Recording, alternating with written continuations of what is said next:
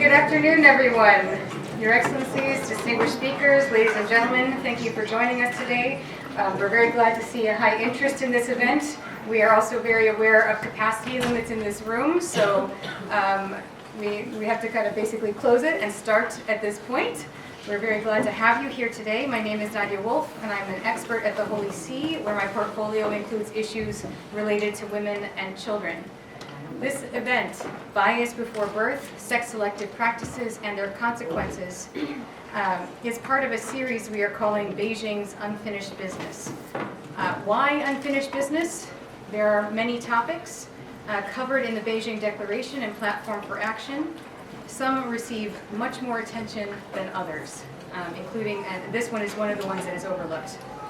So as we look back at the Fourth World Conference on Women in this year, 30th anniversary, we are assessing and revisiting some of those areas. Before we begin, a bit of housekeeping for those in the room. You will see index cards around. I'm not sure if we've been able to get an index card to everyone in the room with all the links, but they are there for you to write questions if you have them. So if you have a question, you can write it down during the event. We will have part of our team collecting them towards the end, and we will use them during the interactive segment. That'll be to allow us the maximum amount of time for questions and answers in the interactive segment. There is also another event in this room at 3 o'clock. So without further ado, we will begin. We'll first hear some opening remarks from Archbishop Gabriella Gambino, Apostolic Nuncio and Permanent Observer of the Holy See to the United Nations. A native of Milan, Archbishop Gambino has served in the diplomatic service of the Holy See since 1991, with postings in Tanzania, Lebanon, and the Philippines before taking up his appointment at the United Nations in January of 2020. Your Excellency, you have the floor. Thank you, Nadia.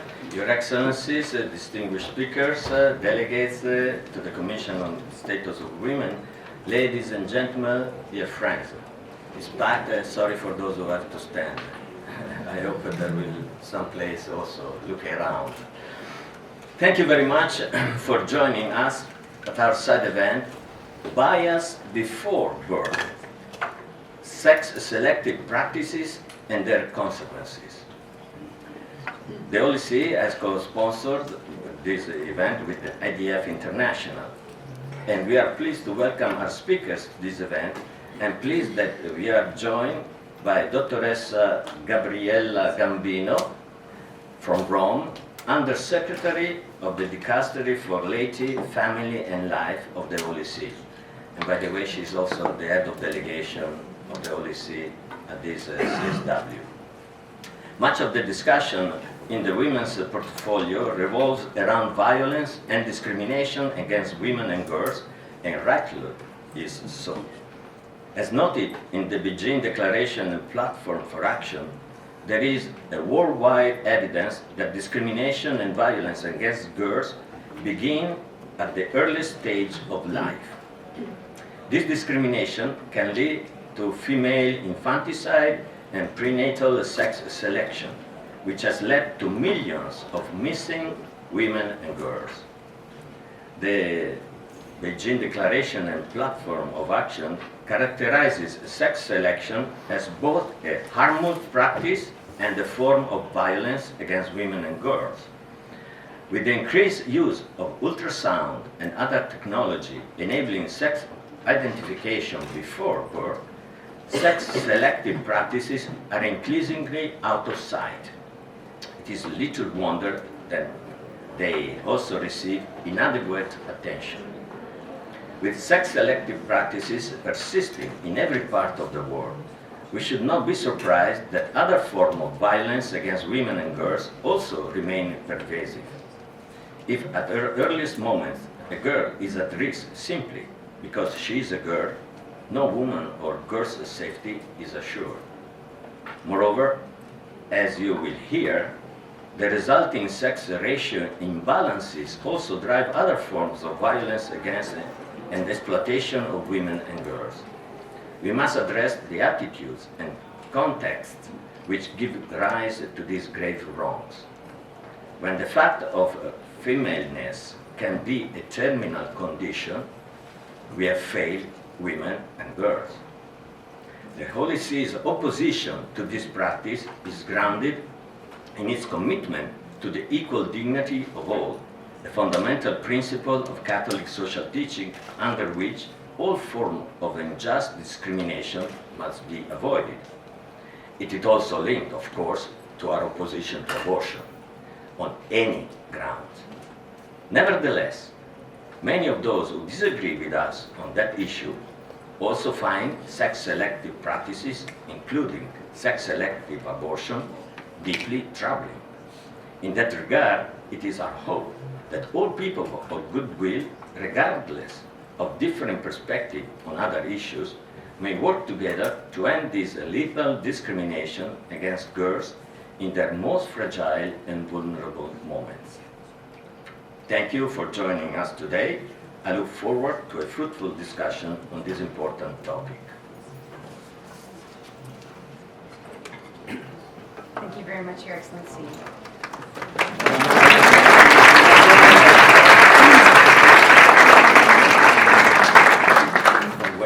Yes, in honor of the Nuncio, we'll ask to keep the applause towards the end because it will save time and allow us to hear our speakers.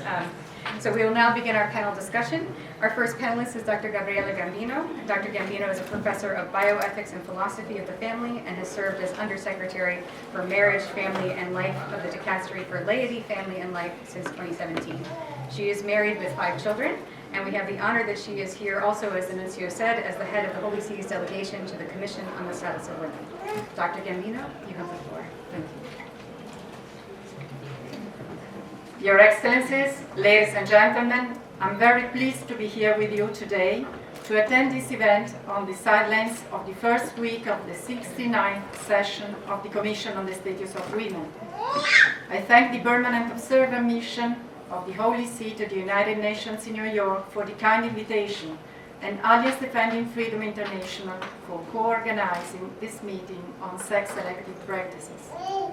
On the occasion of the 3rd anniversary of the 4th World Conference on Women and the adoption of the Beijing Declaration and Platform for Action, we have the opportunity to reaffirm our shared commitment to promote effective equality between men and women, and to eliminate all forms of discrimination and violence against women, which are always an obstacle to justice and peace.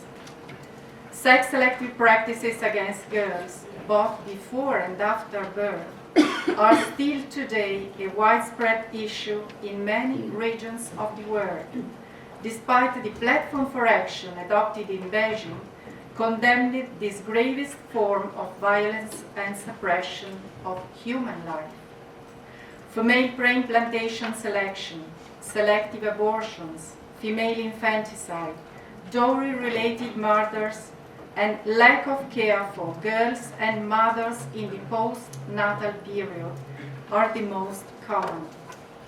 Recent studies published in prestigious international scientific journals report that if we do not take adequate action measures to stop sex-selective practices, there will be a deficit of more than 4.7 million women and girls between 2021 and 2030. In this sense, a silent female genocide is taking place. Entire populations of unborn girls are being eliminated simply because they are girls.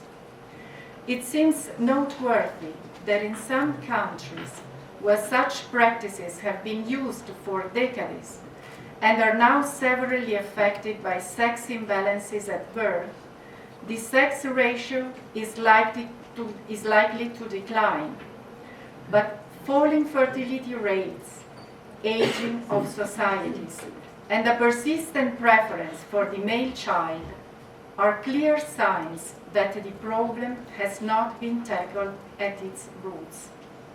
As Pope Francis said, these roots are cultural and spiritual, growing in the soil of prejudice, of possessiveness, of injustice. It is important to say it like it is. The selective killing of women is feminicide. That is, the killing of women because they are women. In the face of threats to human life, the commitment of the international community is strong and effective when it focuses on the issues at hand in a timely manner and uses simple, clear and common language. In this case, it helps us to make sex-selective practices against women more visible so that they are not perceived as distant or theoretical issues. Having said that, I would like to draw your attention to three fundamental issues.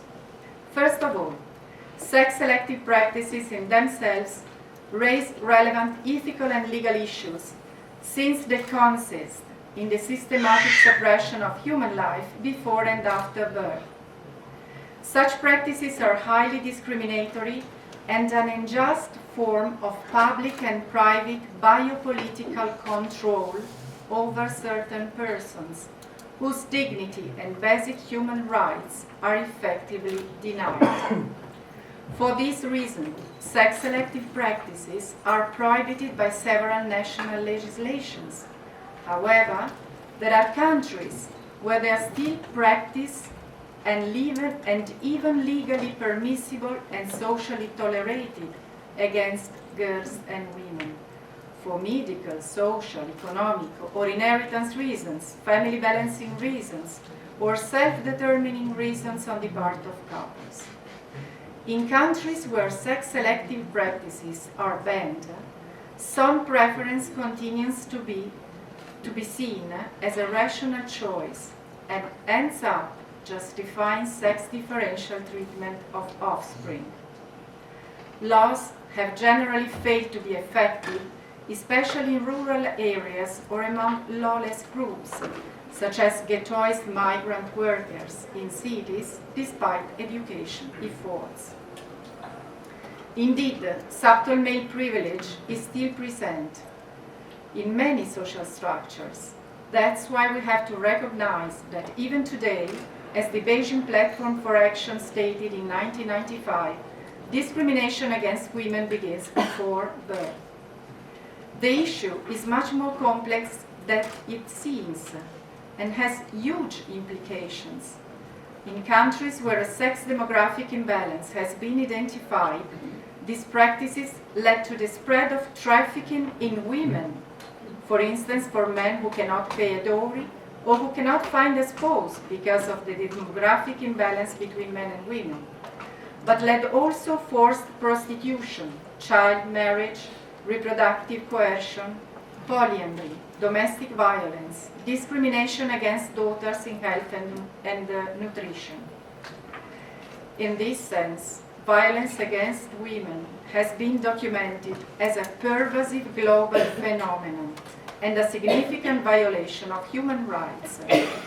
Secondly, access to modern reproductive technologies and to legal abortion is a major contributor to the spread of such practices, encouraging reproductive tourism from those countries that prohibit sex selection, including among couples with high average levels of education. Sex-selective technologies combined with limited restrictions on abortion make it much easier than in the past for couples with a strong preference for sons to resort to sex-selective abortion. In fact, it can be used not only in the case of X-linked diseases, but in the presence of any form of risk to which a selective choice can be linked to the use of pre-implantation genetic diagnosis, prenatal diagnosis, and female feticide. Insofar as advanced reproductive technologies remove the moral turpitude of sex-based selection by reframing it as a scientific endeavor, they make it an issue of justice in relation to missing girls. The selective mentality, the abundance of embryo produced in vitro fertilization cycles, which encourages any kind of selection, the alleged right to a child, regrettably legitimized by some ruling of national and international courts, which can give rise to different legal claims, even with regard to the characteristics of the child, result in a form of discrimination and violence against those who are discarded. However, the discerning jurist knows that there is no right to child in the strict legal sense that can justify any procreative practice, especially when it comes to the power to kill children before and after birth. The legitimization of any form of suppression of human life expresses an imbalance of rights that is openly denied to those who are most fragile, voiceless, little girls still hidden in their mother's womb or under observation in vitro. This is the main problem. The widespread legal liberalization of abortion removes any possibility of restricting selective practices during pregnancy, which can be easily disguised by using abortion for any purpose and on the basis of any prejudice. We should bear in mind that there is a scarcity of data in this area to enable us to make real estimates of the impact of these practices on the phenomenon of prenatal female selection. In fact, it is not uncommon to find underreporting of both female births and female selection practices all around the world. This is a serious legal issue that requires urgent consideration by states and international bodies in order to more effectively prohibit such practices. The dry debates in the ethical medical literature on the need to find well-founded utilitarian reasons to prove the harm caused by these sex-selective practices in order to prohibit them are confronted with the evidence of the facts. Such practices are not only an instrument of selection of the human being per se, but also of very serious violence and discrimination against women and a violation of their fundamental human rights, first of all, the right to life.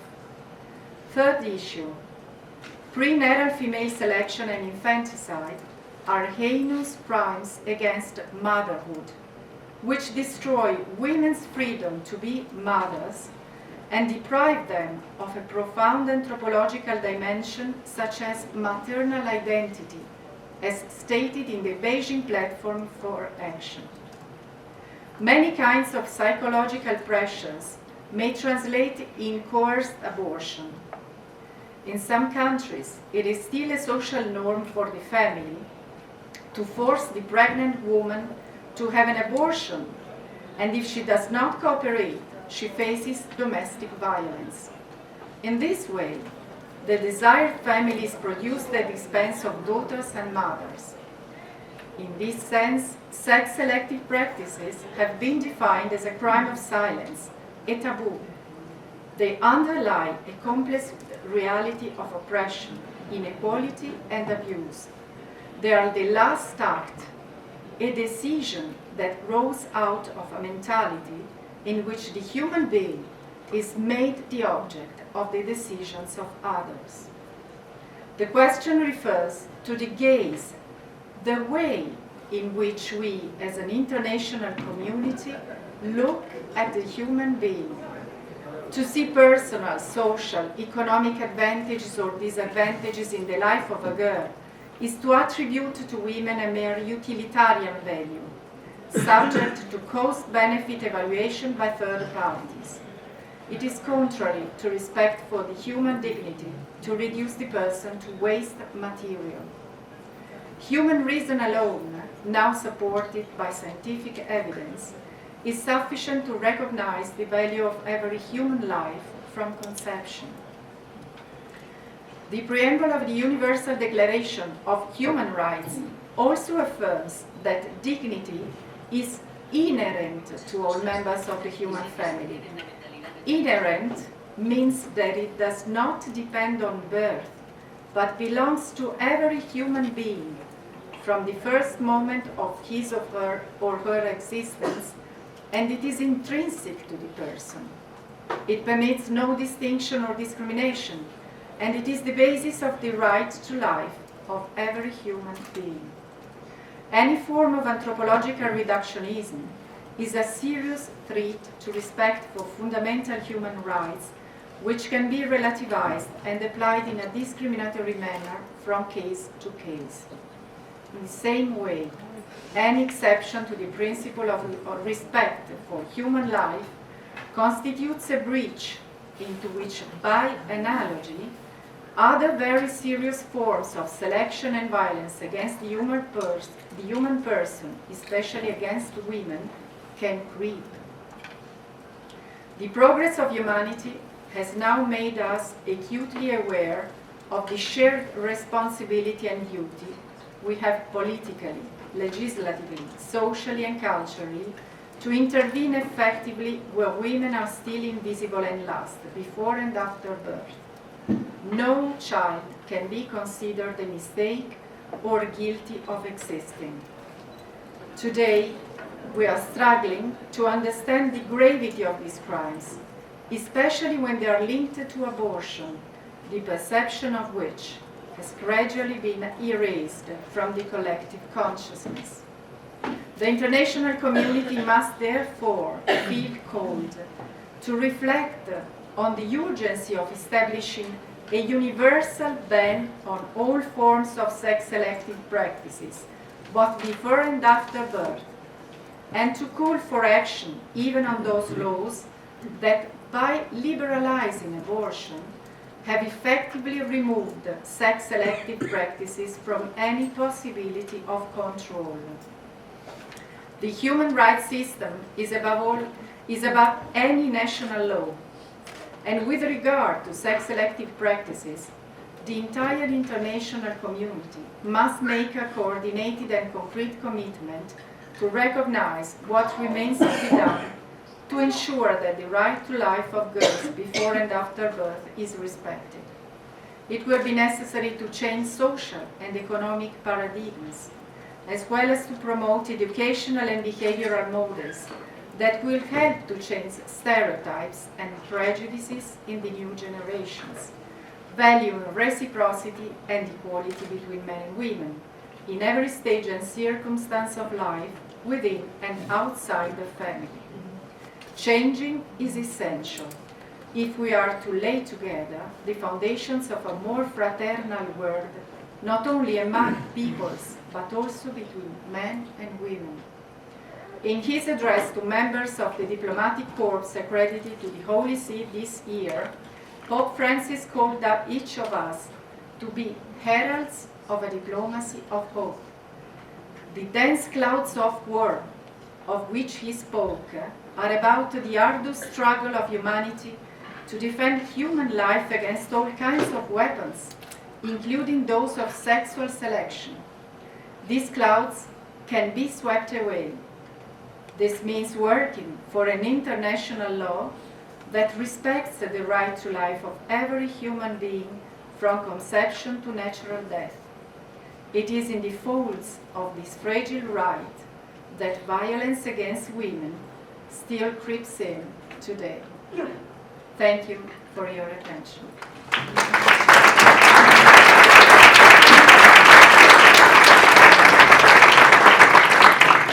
Thank you very much, Dr. Gambino.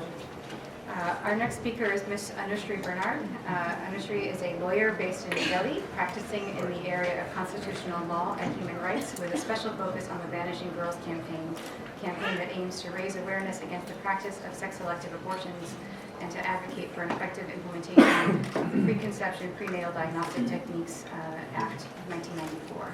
Anushree, you have the floor.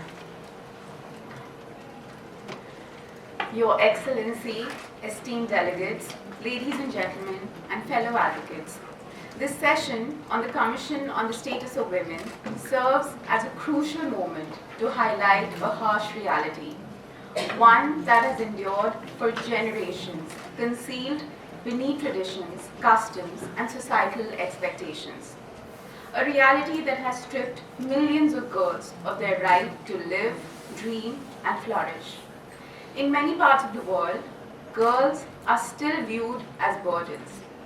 Their births are met with sorrow, their ambitions stifled by outdated beliefs, and their very existence questioned for one simple reason.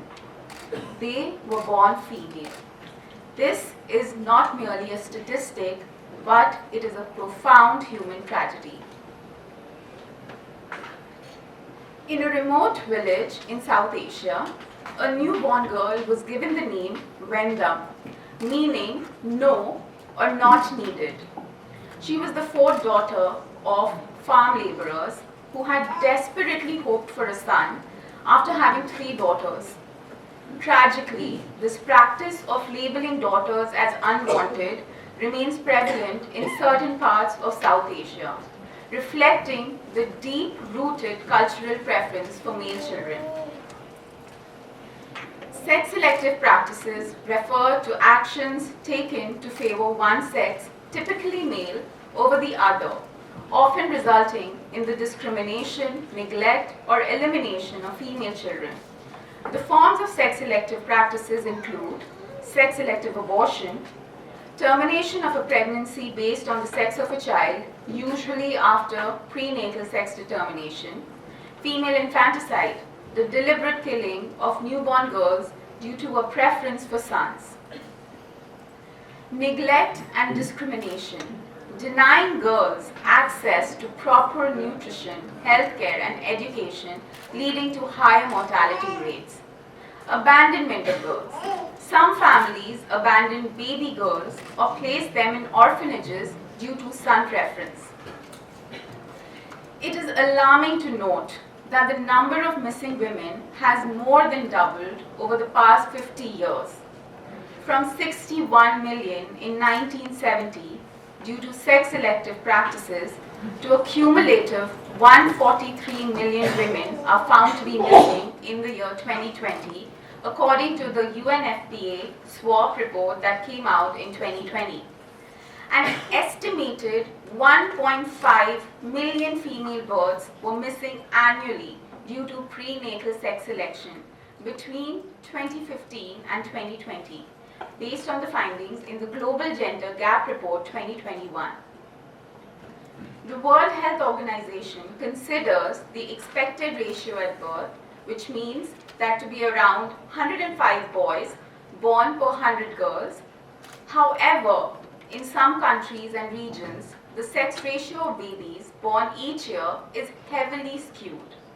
For example, a value greater than 100 means that there are more boys born that year. A value of 110 would indicate that there are 110 male births for every 100 female births. This data reminds me of a young mother whose name is changed, let's call her Payal, in South Asia, who had been married at a very young age. She endured years of abuse from her in-laws for giving birth to 3 daughters instead of bearing a son for the family. Her husband ignored her suffering and advised her to accept the mistreatment. Despite multiple failed attempts, she bravely escaped with 2 of her daughters and found work in another city.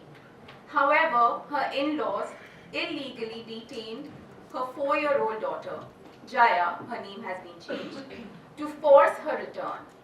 Payal fought her legal battle to secure the custody of her 3rd daughter. Another young mother, Savita, whose name has been changed again, in South Asia, shared her story with us. She said that after my 2nd daughter was born, my husband and in-laws started abusing me. I had not been able to give them a son. Then the 3rd daughter was born, and the violence against Savita and the children grew more brutal. Savita shared with us in a very tragic episode where she mentioned that when my little baby girl, her 3rd daughter who was born, fell ill and finally died, the violence stopped, she said. To understand why girls are unwanted in some parts of the world, we must examine deeply rooted cultural beliefs, deciding a girl's fate before she even takes her first breath. There is a general academic consensus that the prevalence of sex-selective practices emerges from the convergence of three distinct factors: son preference, or you could even call it as daughter aversion, which relates to the demand theory; accessibility of sex selection technology, which is the supply; and the overall fertility decline, which is often referred to as the squeeze factor. Cultural and social factors include the patriarchal norms that favor sons, viewing them as financial security, while daughters are seen as economic burdens. The economic factors, where practices such as the dowry system and the perception of sons as future earners and caregivers reinforces son preference. Technological advancements, where access to ultrasound technologies and the sex determination test, which is legal in some regions and illegal in certain areas, that enables persistent sex-selective abortions to take place. And also to add to this is the immense commercialization of IVF. It is important to note that sex-selective practices are spreading globally, with early signs emerging in areas of North Africa and skewed birth-sex ratios observed in certain parts of Eastern Europe. Everyday girls face significant barriers to education due to poverty, cultural norms, inadequate infrastructure, violence, and societal instability.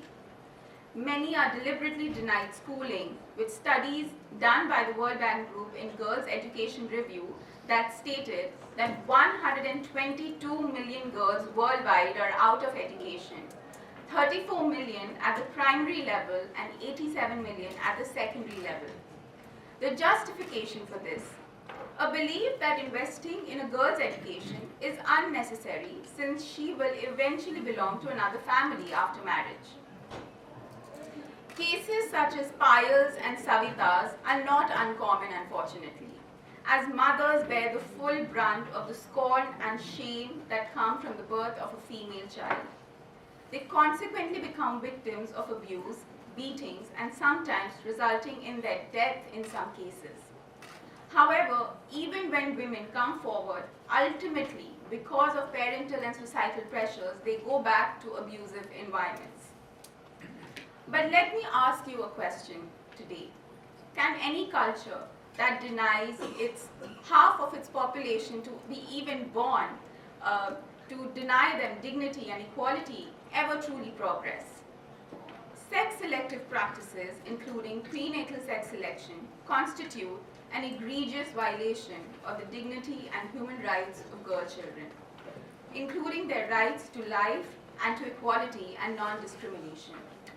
Article 2 of the Convention on the Rights of Child requires states to respect and ensure the child's rights without discrimination of any kind, irrespective of the child's sex, birth, or other status. Article 4 of the International Covenant on Civil and Political Rights establishes the non-derogable nature of the obligation to protect the right to life and guarantee non-discrimination. The Beijing Declaration and Platform for Action calls on states to enact and enforce legislation protecting girls from all forms of violence, including female infanticide and prenatal sex selection. Despite being unwanted in her family, Wenda, whose name means no more or not needed, defied all odds, pursued engineering as her education, with the support of her parents, who finally came to accept her, and secured a successful career for herself. Today, she not only stands on her own, but also supports her family. It's time to change the narrative, challenge and rewrite traditions that deny girls their rights, and educate families, communities, and societies that a daughter is just as valuable as a son. I would like to share a story from a small village in the southern region that has embraced a unique tradition that promotes both environmental conservation and defies son preference. For over a decade, the community has planted 111 saplings for every girl born, symbolizing a commitment to both nature and the child's future. Families nurture these trees alongside their daughters, strengthening their bond with sustainability. Additionally, this particular village secures financial support by collectively depositing certain amounts of money from parents into a fixed account for the girl's future and is accessible to her when she becomes an adult. To ensure education and prevent child marriage, parents even sign affidavits. This initiative, started by a former village head, has made this village a model of sustainable progress. While cultural change is essential for transforming society, it must be complemented by policy measures to enforce social and legal reforms aimed at curbing sex-selective practices and thereby banning them. These measures some of them can be as follows: legal and regulatory measures, where strengthening the enforcement of existing laws which are crucial to curb sex-selective abortions, as inconsistent implementation has allowed the practice to persist. Similarly, stricter enforcement of anti-dowry laws is necessary for effective regulation. Public awareness campaigns. Certain countries have launched campaigns that have promoted the value of female children, improving women's status and reducing son preference by addressing sex imbalance issues. Economic and social empowerment of women. Ensuring equal property rights, financial incentives, and women employment opportunities can significantly reduce economic dependence on marriage and discourage dowry practices. And finally, protection and legal aid by establishing helplines, shelters, and legal assistance for women facing dowry-related and domestic violence. Media and advocacy have also played an important role in successfully influencing social norms by addressing issues such as dowry, women's education, and political participation.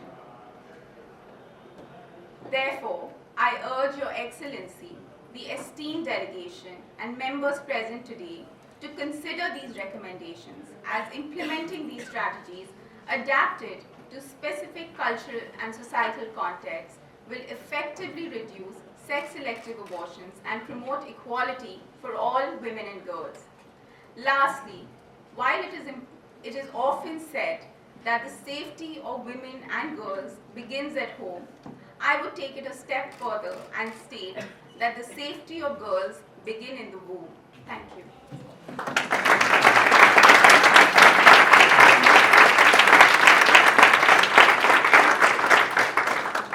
Thank you, Anushree.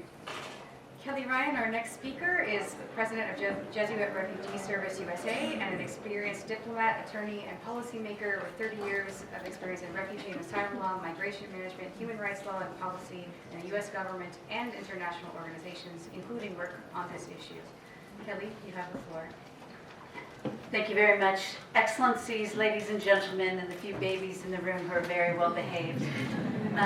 Thank you to the Holy See and Alliance Defending Freedom for permitting me to speak to you today at the 30th anniversary of the Fourth World Conference on Women and the adoption of the Beijing Declaration and Platform for Action. Today we focus on one of the worst harms that remains largely aimed at girls and women, but has devastating consequences for families and integral human development. Since 1995, extreme violence against the girl child has not declined, and there are 2 generations of missing girls who are not permitted to be born because of sex selection abortion. This cultural norm violates human rights, moral and ethical standards, and leads to further degrading treatment of girls and women who are subject to trafficking because of gender ratio disparities. The Beijing conference, sadly, has fallen far short of its stated goal to, quote, prevent and eliminate all forms of violence against women and girls. While the Beijing Declaration recognized, quote, the equal rights and inherent human dignity of women and men and other purposes and principles enshrined in the Charter of the UN to the Universal Declaration of Human Rights and other international human rights instruments, end quote, The practice of sex selection abortion did not end post-Beijing, but rather accelerated following this landmark event. I'm also saddened to say, when I was reviewing the platform of action, that 30 years ago, the Holy See's efforts to include mention of universal human rights was deleted from the final text. This to me seems a retreat from the Universal Declaration of Human Rights. The renowned U.S. demographer Nicholas Eberstadt has described the government-sanctioned practice occurring in some of the world's largest and most consequential countries as, quote, the continuation of massive crimes against women and children. I think it's important to admit here that in my own country, we are not immune, and there's statistical evidence to support the fact that this aberrant policy and practice exists in some of our communities. In a study in 2011 called The Global War Against Baby Girls, Nicholas Eberstadt presented troubling evidence that new and biologically unnatural imbalances in sex ratios at birth were emerging in Eastern Asia, Southeastern Asia, South Asia, Western Asia, and elsewhere. In one country, demographic data was registering a surfeit of male infants, excesses far above what we expected from more than 108 baby boys for every 100 baby girls in one of the largest human population changes throughout history. These ominous new trends are explained by mass female feticide, a phenomenon driven by the collision of ruthless parental son preference, low fertility levels, and the advent of widespread and inexpensive prenatal gender determination technology. Likewise, there seems to be a misconception that rising levels of income and educational attainment preclude abnormally high sex ratio differences in some countries. To the contrary, in some countries, they seem to be rising along with national affluence. Looking back to Beijing on this occasion, we should take stock and ask what has been accomplished to address this gross human rights violation. In fact, many countries are becoming a battlefield in the global war against baby girls. Sex-selective abortion, whether driven by cultural norms or by government priorities limiting the number of children per family, remains prevalent. As women are pressured or who wish to limit the number of children they have and believe that a girl child is less desirable, this practice will spread from country to country. This policy and its unintended but entirely predictable consequence has served to further devalue the girl and young women. They're subject to abortion, left to die after birth, or targeted for trafficking. I first began looking at this issue in depth while I was working at the Department of State in the United States. In 2004, I asked my law student intern to research the issue of the effect of sex selection abortion on trafficking, as I assumed it would lead to further violence against women. This very talented law student came back to me and pointed out there was little academic research on the topic. It seemed obvious to me that the sex ratio so distorted would have grave consequences for societies who permitted or even contributed to the practice. In countries with the highest sex ratio distortion, there's huge pressure to marry and have at least one child. Where would these brides be found? The Guttmacher Institute, which supports all forms of abortion, has acknowledged, quote, at the macro level, the results of entrenched son preference or highly skewed national sex ratios, which in turn have largely negative societal consequences, again, largely for women and girls. Societies with heavily lopsided sex ratios face a dearth of women for marriage, which increases the likelihood of forced marriages or bride abduction, trafficking of women and girls, and rape or other violence against women and girls. A large cohort of young single men may lead to more crime-ridden, violent communities and general societal insecurity, especially in cultures where social standing is closely connected with marital status and fatherhood. Research and evidence makes clear that the multi-million two-generation deficit of vanished girls creates a significant underground demand and market for girls and women and those who survived, and lead to kidnapping of girls and women to other countries for trafficking. Although we didn't have the evidence in 2004, we have it now, for it's well established that the growing number of females who remain often become victims themselves, as many are trafficked around the globe. Human Rights Watch has reported the trafficking of women from poor countries to countries with significant gender imbalances. I myself have met a few of those women who've been forced to marry to escape brutal conditions in their own country and are not truly safe. Their children that they have with their trafficking partner are likewise not safe, because ethnically mixed children are not welcomed in some countries. So the initial crime / discrimination / brutal treatment doesn't necessarily end well for the offspring of the trafficked women.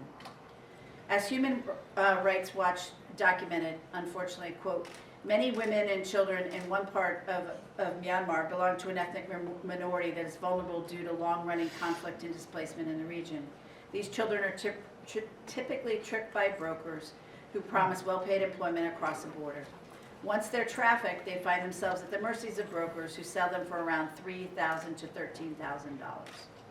Once purchased, they may be held prisoner and pressured to produce babies as quickly as possible.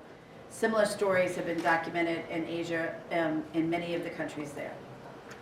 Though this trafficking has not been reported widely, perhaps because these women are trafficked are often of ethnic or religious minorities from impoverished communities, or in the case of one country, on the run from their own abusive regime. Violence against women and girls is often a low priority for governments. These policies and cultural norms threaten the existence of women and ensure that those who survive are devalued.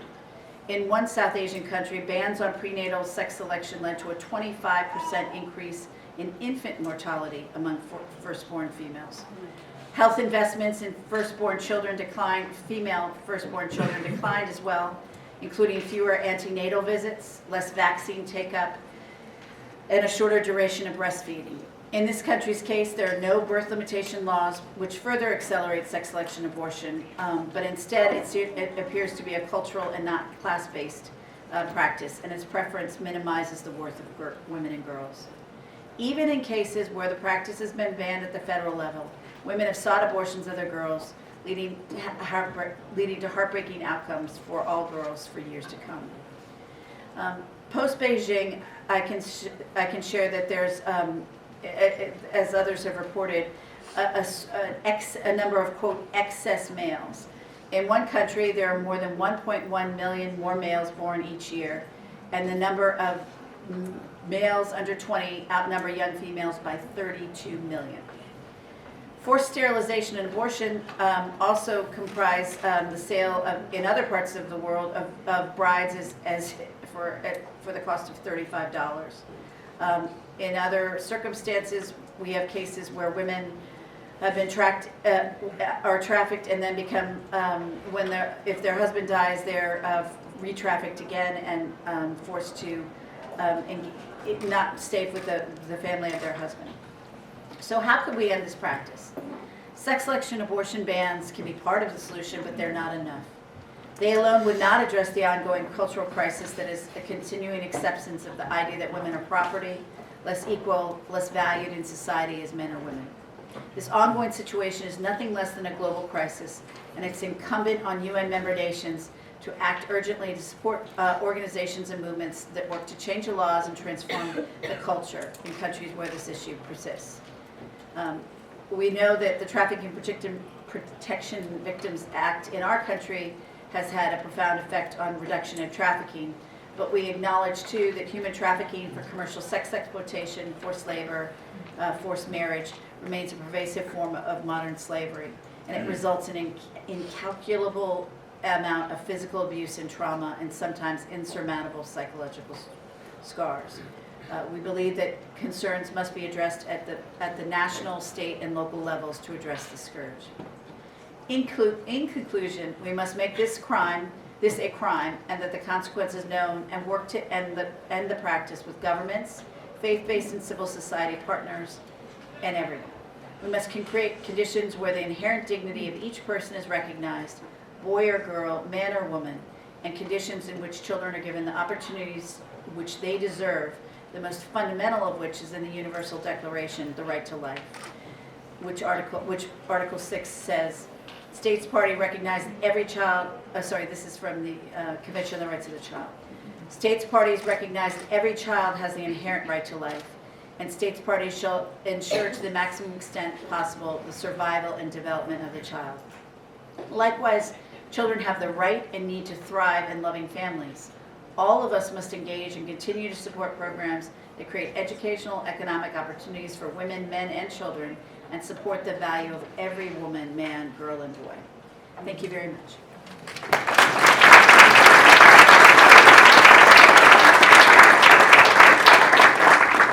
Thank you, Kelly.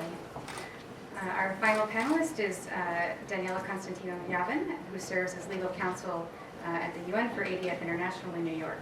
In that role, she engages in written and oral advocacy, drafts interventions and submissions for the UN and related institutions, and provides counsel on issues related to life, family, religious liberty, free speech, and parental rights. Daniela, you have the floor. Thank you. Your Excellency, ladies and gentlemen, distinguished guests, and fellow advocates.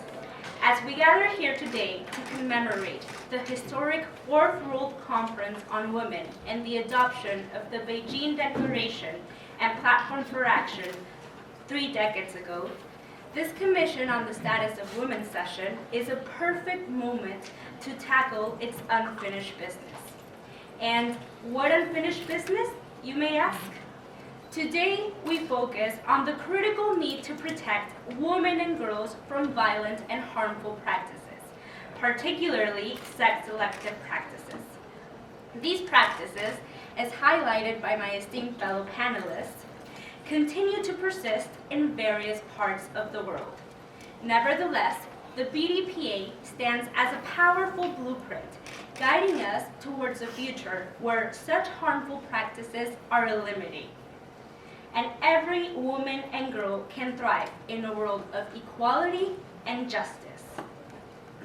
The adoption of the BDPA in 1995 marked a significant milestone in creating a comprehensive international policy framework for women's and girls' human rights.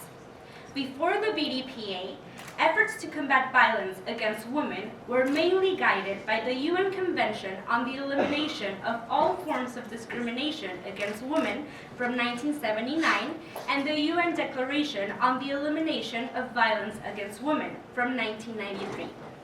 Influential documents like the Vienna Declaration and Program of Action adopted in 1993 and the Program of Action of the International Conference on Population and Development adopted in 1994 were also instrumental in shaping the BDPA, highlighting the urgent need to eliminate discriminatory practices against the girl child, including prenatal sex selection and female infanticide.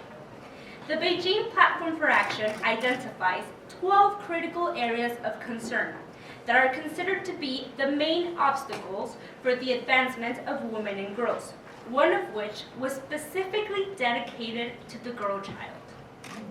That was notable because while the Convention on the Rights of the Child, adopted in 1989, enshrined the rights of all children, the political commitments found within the BDPA specifically addressed the rights and needs of girls. Furthermore, it is the first international framework to comprehensively address violence and discrimination against them. Following the adoption of the Beijing Declaration and Platform for Action, many countries took bold steps to enact legislation aimed at ending violence and discrimination against women and girls. Yet, despite these legal protections, violence continues to persist. Around the world, discrimination against the girl child starts from the earliest stages of life. And as my fellow panelists mentioned, these lead to devastating consequences, including their death even before their birth or upon their birth. As recognized in paragraph 39 of the BDPA, the girl child of today is the woman of tomorrow. But, as also recognized under the same paragraph, to ensure she reaches her full potential, she must be nurtured in an environment that meets her spiritual, intellectual, and material needs for survival, protection, and development, while also safeguarding her equal rights. If women are to be equal partners with men in every aspect of life and development, we must recognize the inherent dignity and worth of the girl child. We must ensure she fully enjoys her human rights and fundamental freedoms, including those guaranteed under the Convention on the Rights of the Child. In this regard, as was just mentioned by my fellow panelist Kelly, Article 6 of the CRC recognizes the inherent right to life of every child. It establishes the obligation of states to ensure to the maximum extent possible the survival and development of the child. Article 2 further requires states to respect and ensure child's rights without discrimination of any kind, irrespective of sex, birth, or other status. The preamble of the Convention on the Rights of the Child explicitly states that the child, by reason of his physical and mental immaturity, needs special safeguards and care, including appropriate legal protection before as well as after birth. This is further reaffirmed in Article 1, which defines a child as every human being below the age of 18 years, unless majority is attained earlier under applicable legislation, meaning that this provides an upper limit but does not provide a lower limit on when the status of child attaches. Taken together, these provisions clearly imply the recognition of equal personhood and thus dignity of the girl child before as well as after birth, and the respective rights attached to that status. However, despite the international legal framework for protecting the girl child's right to life and freedom from discrimination, many countries still show indicators of persistent discrimination against girls even before they are born. To eliminate sex-selective practices and address violence and discrimination against women and girls, states have pledged to take all necessary measures in various documents, including the BDPA.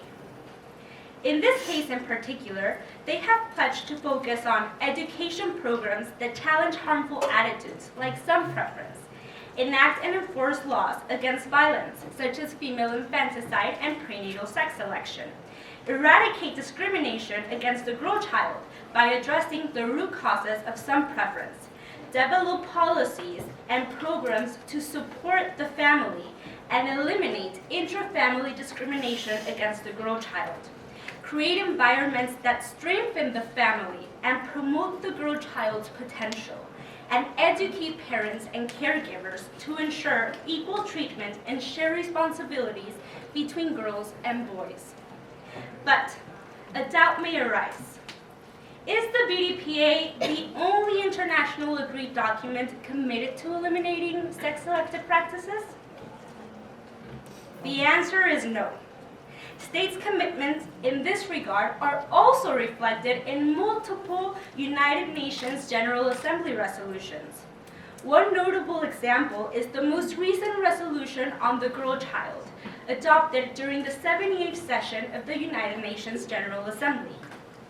This resolution urges all states to enact and enforce legislation to protect girls from all forms of violence, discrimination, exploitation, and harmful practices in all settings, including female infanticide and prenatal sex selection.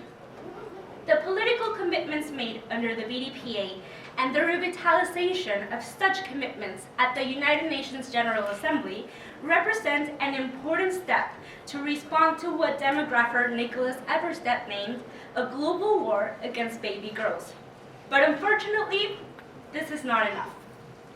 The attempt to ensure girls' universal right to life continues to be hindered by a widespread failure to adopt consistent and non-discriminatory protections for girls at the earliest stages of their lives.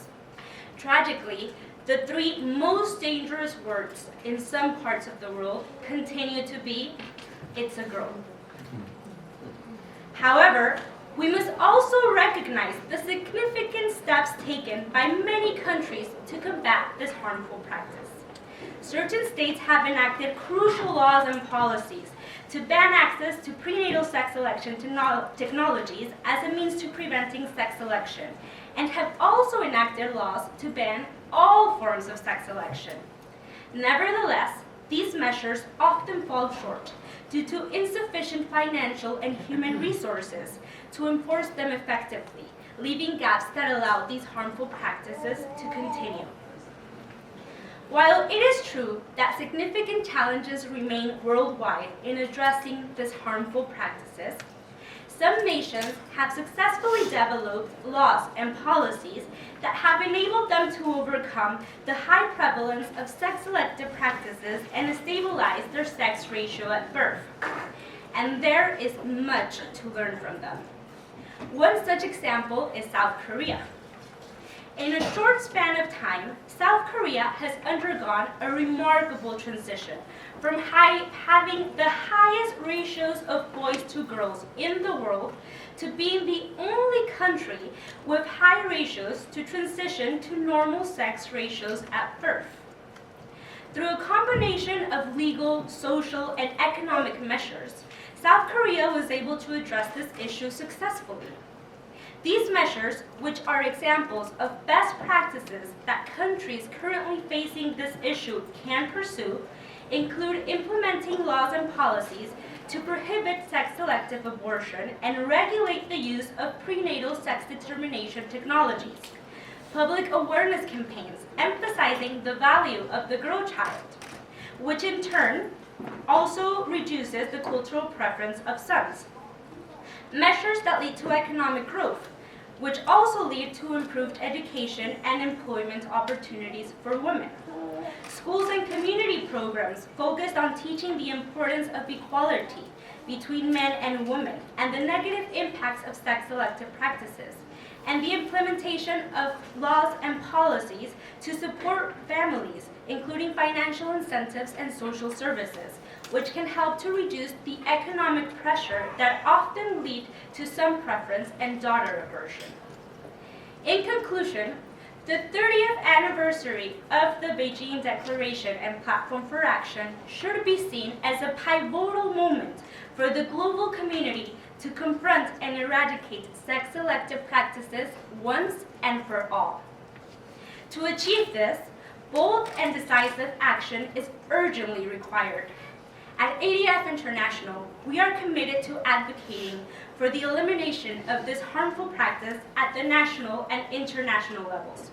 At the United Nations, we have engaged extensively with treaty monitoring bodies, leveraged the Universal Periodic Review Mechanism, and made several submissions to the Special Procedures of the Human Rights Council and the Working Group on Communications of the Commission on the Status of Women to raise awareness and generate concrete commitments from states to address this issue.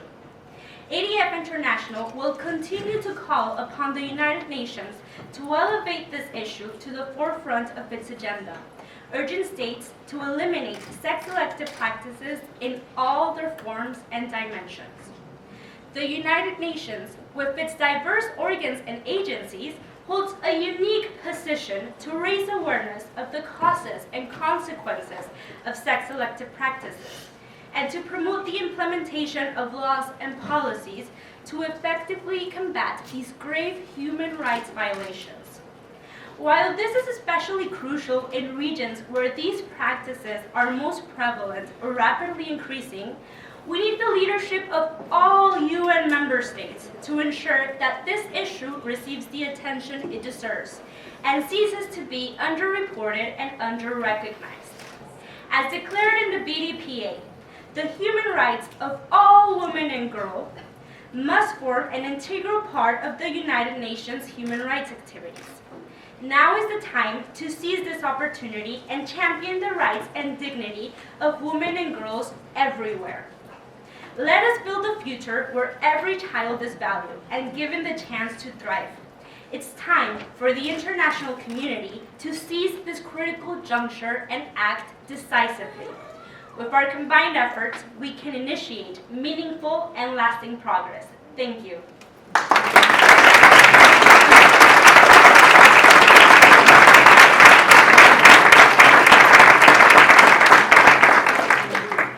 Thank you, Daniela. Danielle, and thank you to all of our panelists for these thought-provoking remarks on such an important topic. We'll now start the interactive portion of our event. We have a few minutes for questions. If anyone has written down a question on their card, if you can hold it up, and we'll ask members of our team to collect them and bring them up. We do have a limited amount of time, so I can't promise to get to any particular question, but we'll do our best here. In the meantime, I'll exercise moderator privilege and start. I think really this could kind of go to all the panelists. When dealing with some of the entrenched practices and attitudes, how can we attack the problem without attacking the people, without kind of or undermining their cultural beliefs as a whole, addressing really the problematic aspect there. And I think that also would include addressing this within fostering healthy family dynamics. We care a lot about the family at the Holy See, but we have to recognize that there are, in some cases, problems within the family. So, how can we best tackle those those harmful practices and attitudes as they exist within the culture and in the family? Thank you.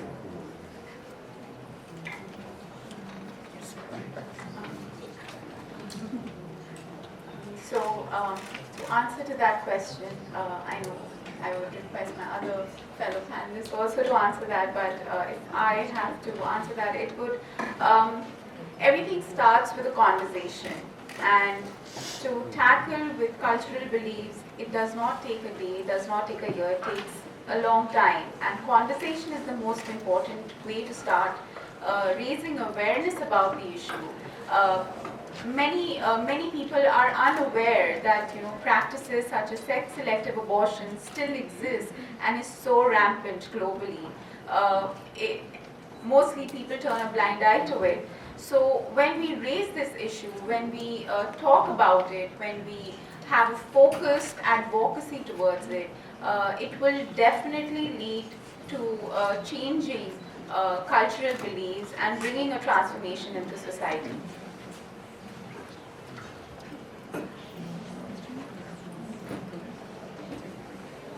So there are effectively some practices that are ingrained in the culture, and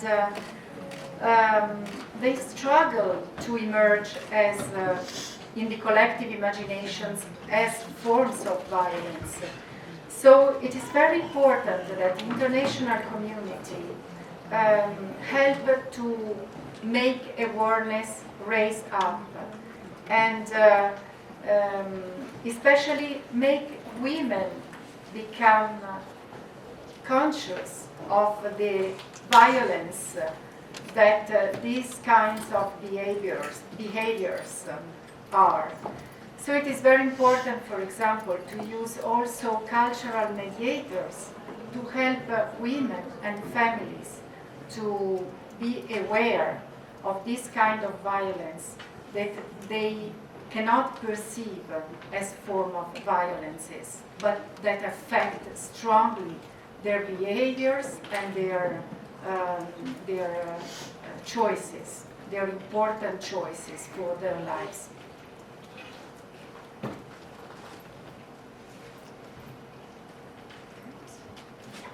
Thank you very much for that. I think I have a couple of questions that kind of go together. And that also, I think, address something that's worth us addressing here. We've mentioned, obviously, abortion is deeply connected with this, and it clearly enables sex selection. It enables it also to be hidden to a certain extent. So obviously, the Holy See's position on this is very well known and has been reiterated today. So I have kind of a couple of dueling questions here. One is, why is it easier for society to condemn sex-selective abortion than other forms of abortion if the core issue is the same, which is the destruction of human life? And on the other hand, how can we combat sex-selective practices while still ensuring that women around the world are given reproductive freedoms, including, I think, for the freedom to choose to have an abortion, especially for victims of sexual violence, sexual assault? I think there's an aspect here of an overlap of concern about the discriminatory practices, but clearly a difference of view on whether we need to be tackling abortion as a whole or tackling a specific what would be seen as a misuse of abortion in that case. So I don't know if that's something that panelists would be interested in addressing. Maybe there's some common ground there. Well, at ADF International, we also have a very clear stance on abortion. We protect the right to life from conception to natural death. And in particular, regarding the issue of sex-selective abortion, we believe that this is an issue that while we work at the UN and in several other international institutions and at the national level as well, we often encounter that there are different views on the issue of abortion. But the issue of sex-selective abortion, at least, should be an issue that should unite us all. We're against all forms of abortion, but how can we talk about protecting women when we're not even allowing women to be born? Which women are we going to be protecting? What reproductive rights are we going to be speaking if women are going to be undermined? So I think that it's very, very important for this issue to receive the attention that it so urgently requires, and for common positions on the issue of abortion to find a middle ground and to be united in the fight against sex-selective practices, because this affects all women and girls, regardless of what their position is on this issue or on other issues.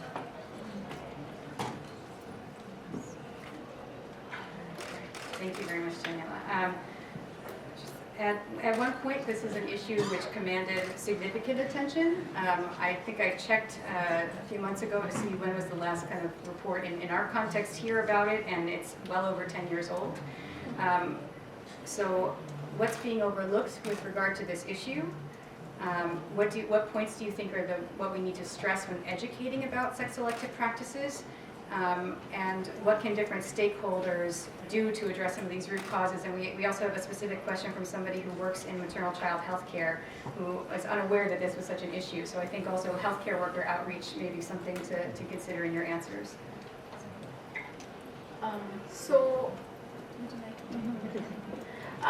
regarding the issue, why we're talking about it today, and like you asked right now, Nadia, is that like I mentioned, I have personally encountered several people who have thought of this issue to exist about 30 years ago, and were completely oblivious to the fact that this is such a rampant issue right now, and to think of there is still discrimination between girls and boys that's present in so many parts of the world is astonishing. And like I mentioned, awareness is very important, and many women who are subjected to this kind of this form of violence, who are subjected to undergo sex-selective abortions, are unaware of their legal rights.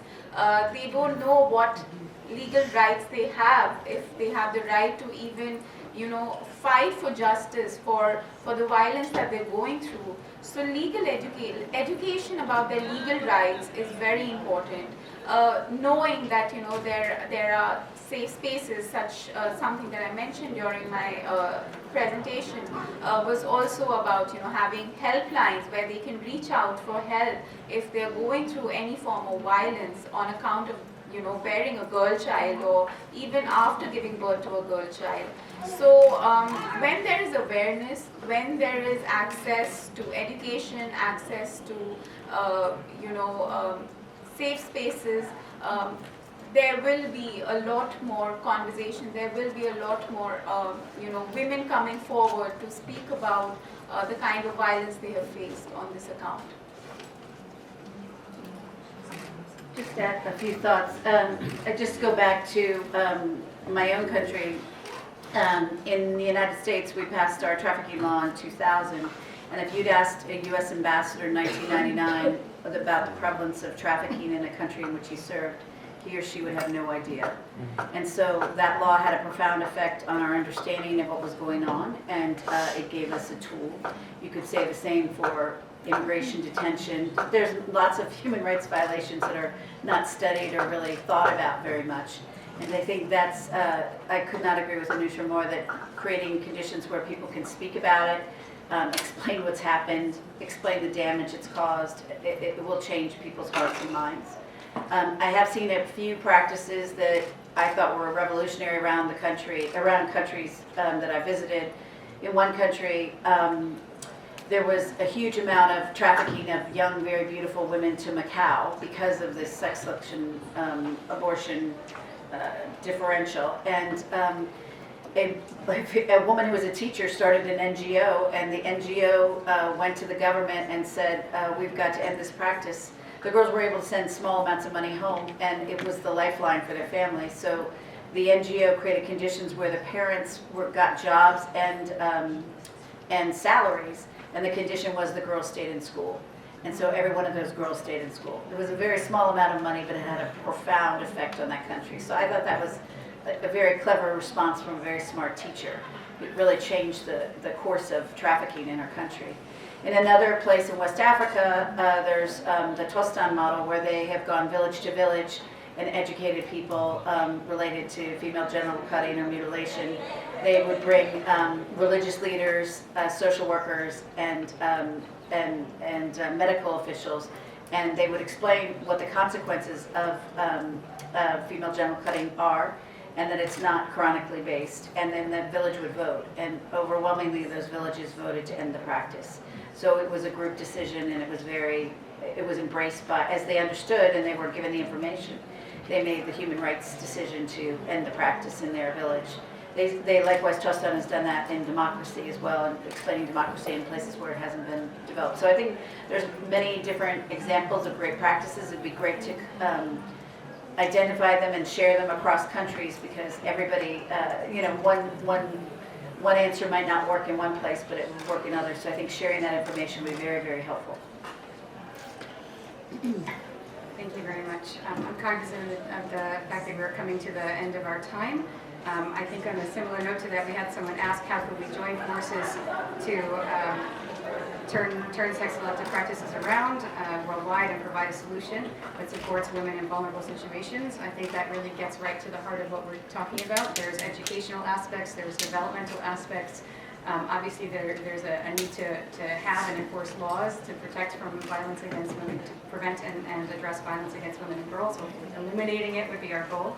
But I just would like to thank all of you for attending. Thank very much our panelists for speaking on this important topic, and encourage everyone to go and look into their own communities and into what they can do to support reaffirming and protecting and valuing the dignity of the girl child at every stage of life, but starting at those most vulnerable moments. And with that, thank you very much for joining us this afternoon. The meeting is concluded.